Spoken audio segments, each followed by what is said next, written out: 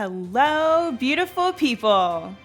So you saw the Relatable Rizzler guide and now you know what to do? Are you ready to step your game up and really show them who's who? If you have a few kills under your belt and are no longer confused, let me show you a better way to take down this dude. If you want the mechanics, watch my old video before you jump in there and give it a go. This one is for the boss stomping pros. Okay, no. This is still very relatable, don't worry, I wouldn't do you like that. So just sit back, relax, and we'll go over the strat.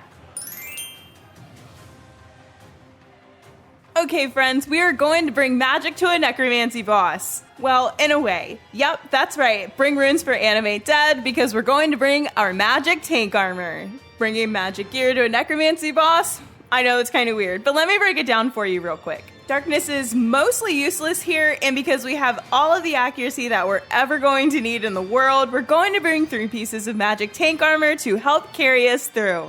You should bring the hood, gloves, and boots of either Ganodermic, Sea Singer, or Cryptbloom. Also bring runes to use Lesser Bone Shield, Ectoplasm for your necromancy battle buddies, and a positive attitude for the fight ahead. And today, for our big booty strat, we put on our big necromancer robe bottoms, and we're going to use a blood reaver familiar. So you're going to want to bring runes for Prism of Restoration because we definitely take care of our reavers and don't go through 15 in an hour. Be right back, going to buy more reavers. Salve Amulet, Majoradara, grab your Scripture of Jas, throw some food in there, and I think we're ready to get to it. Outside, we're going to prepare for the fight by conjuring our homies, animate dead, overload, turn on your scripture, and take a deep breath. Okay, let's go. Okay, we have come to the part of the guide where I'm going to do some of my wonderfully horrible live commentary. Little surgy surge, a few steps forward so that we're in a good distance from him, but not too far for death skulls. Vuln him, and then we're going to pop our ultimate. Remember, you're absolutely going to want to soul split this fight because he's going to disable your prey against necromancy, and that's going to bring the pain when he says true power.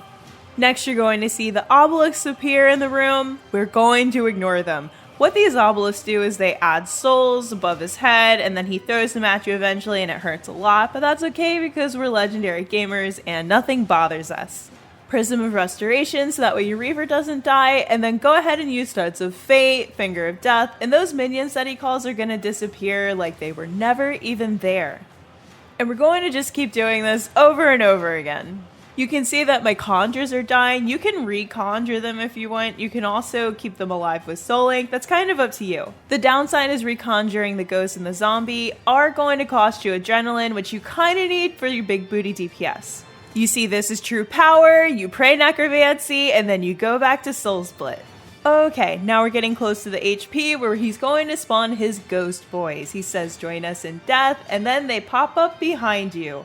I like to just dive out of the way and keep hitting the necromancer. I think it's a pretty easy way to deal with the mechanic. I feel like I'm getting quieter and quieter as I keep going. Maybe I'm just getting tired. I shall reap your soul, and he jumps in your face and uses his soul scythe. You can anticipate this if you know when it's coming, or you can just freed him because he does stun you afterwards, and you can just walk away from him a little bit so that way he doesn't go hopping around. True power, pray necromancy, back to soul split.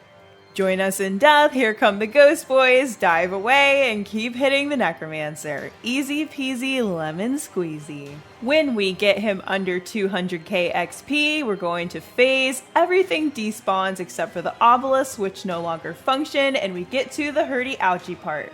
Okay, now we're gonna do what I call the hit and run. Debilitate, hit him, make sure your conjures are up, use a Prism of Restoration, and then we're gonna run once our debilitate runs out.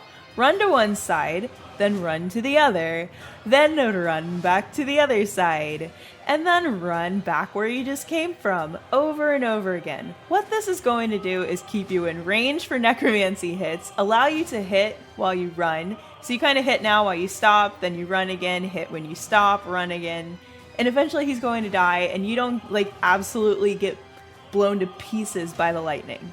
Is this fast? No, absolutely not. But is it secure?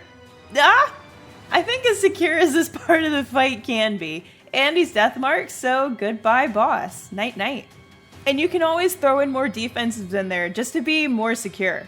Reflect is also your best friend. And that's it. We're talking loud because I'm back to my script. I really didn't mean to rhyme that. Now you have a solid method for getting kills that hurts, but in a good way. I hope this helped you. Thank you so much for watching. Like, subscribe, comment, share, and most importantly, be kind to one another. See you next time, friends.